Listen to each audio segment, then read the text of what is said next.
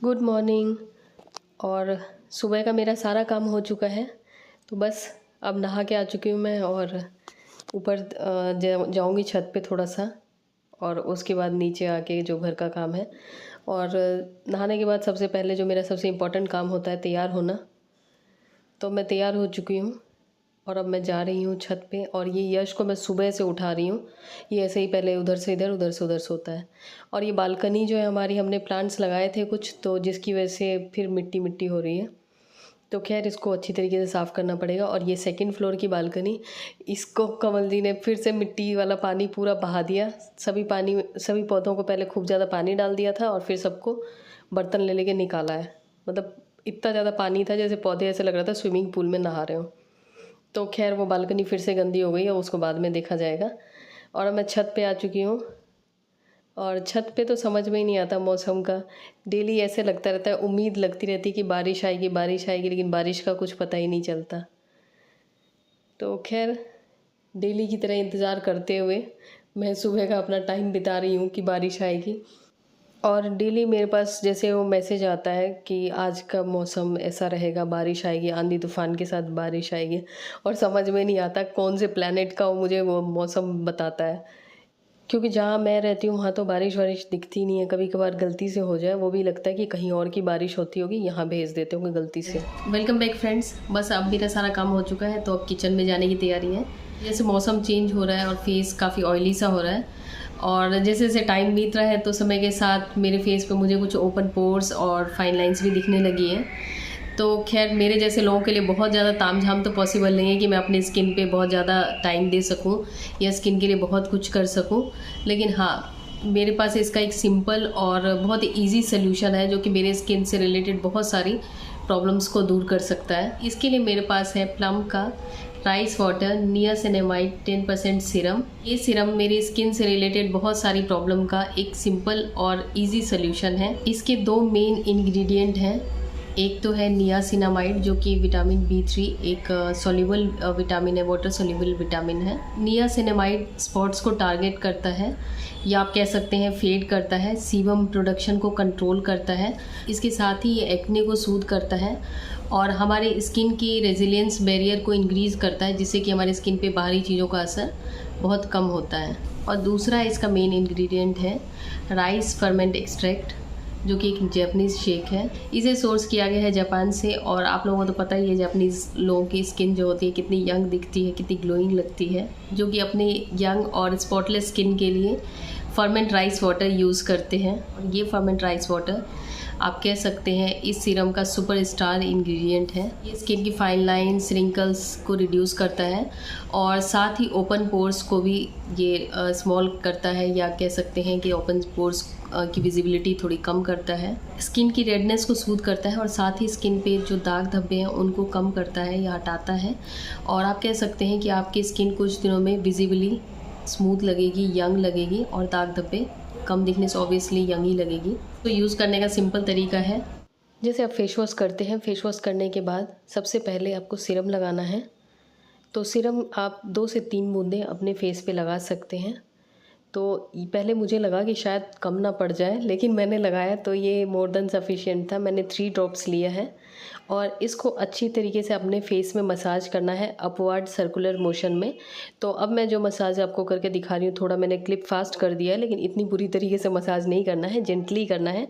1 से 2 मिनट में ये स्किन में अच्छी तरीके से एब्जॉर्ब हो जाएगा। उसके बाद आप कोई भी मॉइस्चराइज़र या डेली की क्रीम जो आप लगाते हैं वो लगा सकते हैं। इसे मॉर्निंग और इवनिंग यूज़ कर सकते हैं। प्लम के इस राइस वाटर नियासिनामाइड 10% सीरम में कोई भी आर्टिफिशियल कलर, फ्रेग्रेंस या कोई एसेंशियल ऑयल ये सब नहीं ऐड किया गया है, और ये क्रुएल्टी फ्री है। ये 100% vegan, cruelty free, paraben free product है, जैसे कि प्लम के सभी प्रोडक्ट्स होते हैं। इन शॉर्ट ये सीरम स्किन से रिलेटेड बहुत सारी प्रॉब्लम्स का एक सिंपल और इजी सोल्यूशन है, जैसे कि आपके डार्क स्पॉट को फेड करेगा, रिंकल्स, फाइन लाइंस को कम करेगा, साथ ही स्किन में सीबम प्रोडक्शन को कंट्रोल करता है, और उसके साथ ही स्किन की रेजिलियंस बैरियर को इंक्रीज़ करता है, जैसे कि आपके स्किन पे कोई भी बाहरी जो पोल्यूशन या किसी भी चीज़ का ज़्यादा असर नहीं होगा। तो मेरे हिसाब से तो इससे अच्छा कुछ नहीं हो सकता कि एक सिरम लगा के आप स्किन की इतनी सारी प्रॉब्लम से छुटकारा पा सकते हैं कि फेस पे एक्ने या इन्फ्लेमेशन है तो उसको भी ये सूद करता है, और सन से होने वाले बहुत तरह के जो डैमेज हो जाते हैं स्किन पे उसमें भी ये डैमेज को रिपेयर करता है। मुझे तो ये प्लम का राइस वाटर नियासिनामाइड 10% सिरम ये मल्टीटास्किंग लगा स्किन के लिए, खास करके उन लोगों के लिए जिनके पास कम टाइम है लेकिन वो चाहते हैं कि एक चीज़ हो जो बहुत सारी चीज़ों के लिए यूज़ हो सके, जैसे कि ये करता है प्लम का सिरम। और इसका लिंक मैंने आपको डिस्क्रिप्शन में दे दिया है, आप चेक कर सकते हैं। और अगर आप प्लम का कोई प्रोडक्ट यूज़ करते हैं तो प्लीज़ बताएं कि आपका फेवरेट कौन सा प्रोडक्ट है, और अगर आप ये सिरम यूज़ कर रहे हैं तो आपका क्या रिज़ल्ट रहा, ज़रूर शेयर करिएगा। स्क्रीन पे जो कूपन कोड दिया है मैंने अनुपमा 10, वो आप यूज़ करते हैं तो आपको 10% ऑफ मिल जाएगा प्लम की वेबसाइट पे, प्लम के सभी प्रोडक्ट्स पे। और आज ब्रेकफास्ट में फिर से मैंने दलिया ही बनाया है, जो कि यश को बिल्कुल नहीं पसंद है आजकल, लेकिन मुझे पसंद है। तो खैर शाम को मैंने कहा है डिनर में कुछ अच्छा बनाऊंगी। तो दिन का ज़्यादा कुछ मैंने व्लॉग रिकॉर्ड नहीं किया क्योंकि दिन में थोड़ा दूसरा काम था। तो फिर मैंने सोचा कि चलिए आज मैं आपसे जो डिनर बना रही हूँ वो शेयर करती हूँ, क्योंकि मैं बहुत कम ही थोड़ा हैवी खाना बनाती हूँ। तो मैं अपना डिनर कर चुकी हूँ, जो दिन में बचा हुआ था वही मैंने खाना खा लिया। खैर वो ब्रेकफास्ट दिखाया था मैंने दलिया, उसके बाद खाना भी बनाया था, चावल दाल सब्ज़ी। और अभी जो मैं बना रही हूँ ये मैं करेले का भरवा जो सब्ज़ी होती है वो बना रही हूँ। तो इसके लिए मैंने टमाटर काटा है, ये टमाटर मैंने बड़े इसलिए काटे हैं क्योंकि मुझे इसमें मतलब मिक्सी में पीसना है। और उसके बाद प्याज, तो आप अपने हिसाब से अपनी रिक्वायरमेंट के हिसाब से वो कर सकते हैं। मैंने मसाला जो मैं तैयार कर रही हूँ ये मतलब 4 लोगों के हिसाब से तैयार कर रही हूँ, लेकिन मैं बनाऊँगी 2 लोगों का, और थोड़ा सा मसाला मैं बचा के रख लूँगी क्योंकि ये जो मसाला मैं तैयार करूँगी उसको आप हफ्ते 10 दिन 15 दिन भी अगर फ्रिज में रखते हैं तो वो ख़राब नहीं होता, एयर टाइट कंटेनर में आप डाल के रख सकते हैं। और फिर प्याज मैंने कट कर लिया है, तो बस अब इसको पीसना है। थोड़ा सा लहसुन, और इसमें अदरक नहीं डलेगा, तो इसमें सरसों वाली सब्ज़ी होगी तो इसलिए इसमें अदरक नहीं डलेगा। और सरसों मेरे पास ये पीली सरसों नहीं थी तो काली सरसों है, तो इसी से मैं काम चला लूँगी। इसको धो लिया है मैंने, और इसको फिर पहले सरसों को पीसूँगी मिक्सी में, क्योंकि इसको सभी चीज़ों के साथ पीसने से फिर ये सही से पिसेगा नहीं। तो पहले इसको सरसों को अच्छी तरीके से पीसने के बाद फिर उसके बाद ये प्याज और टमाटर फिर पीसूँगी। छोटे किचन में ये सबसे बड़ी प्रॉब्लम होती है कि कहीं भी आप कुछ भी रख लें, चाहे कितना भी डेली साफ़ करें, लेकिन बहुत ही ज़्यादा स्टिकी हो जाता है। मेरी मिक्सी बहुत ज़्यादा स्टिकी हो गई है, 2-3 दिन यूज़ ना करो तो ऐसे ही हो जाता है। तो खैर इसको मैं पहले पोंछ लेती हूँ टिश्यू से अच्छी तरीके से, और उसके बाद फिर मैं इसमें जो पीसने का है वो पीस के फिर उसके बाद मसाला तैयार करूँगी। इसमें जो भी टाइम लगता है मसाला तैयार करने में ही टाइम लगता है। और करेला मैंने कुकर में उबाल लिया है, तो करेला आप नमक डाल के उबाल सकते हैं। कुकर में उबालने से ये होता है कि आपको आगे पकाने में कम टाइम लगता है। तो ये मसाला पिस चुका है, इसमें प्याज लहसुन और टमाटर है, और साथ में सरसों। और करेले का थोड़ा सा पानी मैंने निकाल के ये हस्बैंड के लिए रख दिया है। और 2 करेले मैंने लिए हैं क्योंकि 2 लोगों के लिए मैं बना रही हूँ। मसाला 4 का बनाऊँगी। और इसमें थोड़ा सा पैन में सरसों का तेल लिया है मैंने, तो इसमें सरसों तेल ही सही रहता है। अगर आप दूसरा तेल भी खाते हैं तो सरसों तेल ज़्यादा सही रहता है, टेस्ट बिल्कुल देसी आता है। और करेले के बीज मैंने निकाल लिए हैं। आप चाहें तो करेले के, वैसे करेले के बीज को भी पीस के उसमें मसाले में डालने से ज़्यादा अच्छा टेस्ट आता है, और मसाला थोड़ा सा ज़्यादा हो जाता है, मतलब इतना ज़्यादा प्याज और टमाटर नहीं डालना पड़ेगा आपको अगर ज़्यादा लोगों के लिए बनाएंगे। और थोड़ा टेस्ट भी इसका थोड़ा अलग सा हो जाता है मसाले का। तो बीज मैंने अभी नहीं डाले हैं, और बीज ध्यान से निकालना है जिससे करेला बिल्कुल बीज से टूट ना जाए। और उसके बाद हमने ये मसाला इसमें डालना है। तो ये मसाला अभी आपको देखने में काफ़ी ज़्यादा लग रहा होगा, तो इस मसाले को पहले तो हमें इसमें जो भी चीज़ें आपको डालनी हैं जैसे धनिया पाउडर, उसके बाद नमक, हल्दी और मिर्च पाउडर, इसमें गरम मसाला नहीं डलेगा। और कोई भी एक्स्ट्रा सब्जी मसाला जो होता है रेडीमेड, वो सब कुछ भी नहीं डलेगा इसमें, मतलब जो बिल्कुल देसी मसाला होता है वही डलेगा। और धनिया पाउडर अगर आप घर का पिसा हुआ डालें तो ज़्यादा अच्छा रहेगा, क्योंकि बाज़ार का डालेंगे तो वो टेस्ट नहीं आएगा जैसा इसका टेस्ट होता है।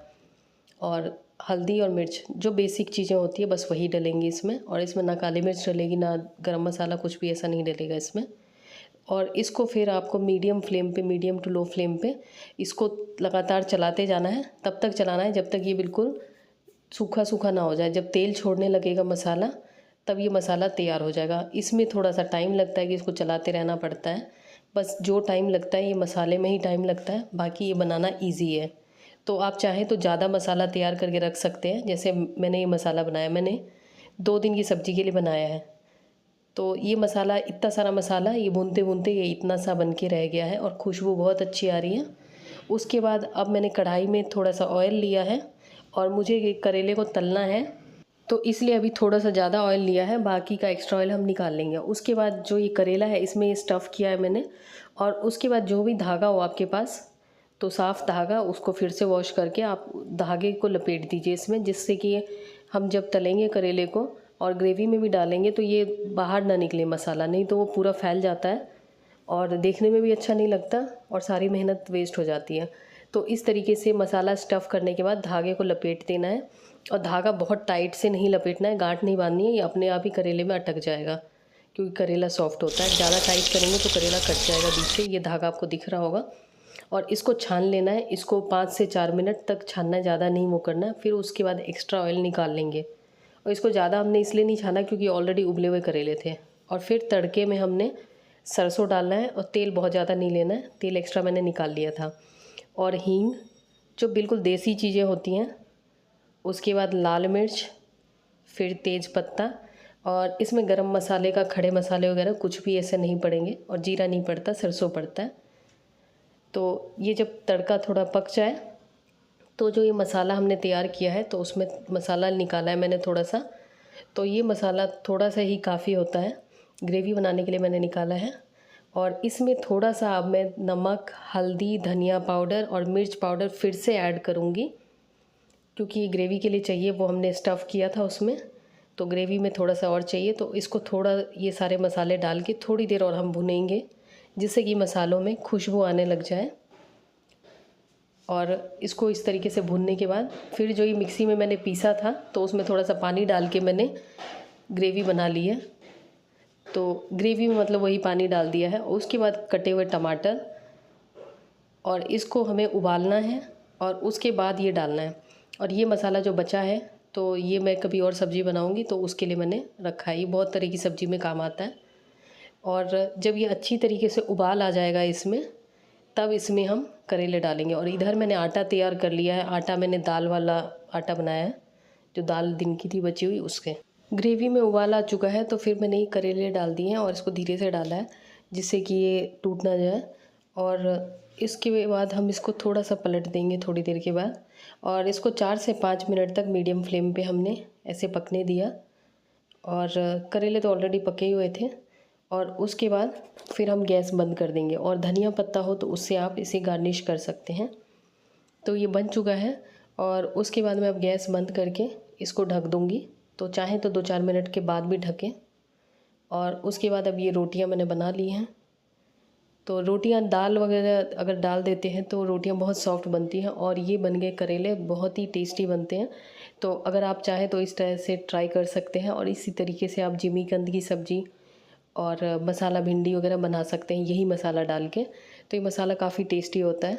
उसके बाद जो सबसे इम्पॉर्टेंट काम होता है घर का, और जो सबसे इम्पॉर्टेंट और जो सबसे मतलब पता नहीं क्यों होता है, ये बर्तन धोने का कार्यक्रम।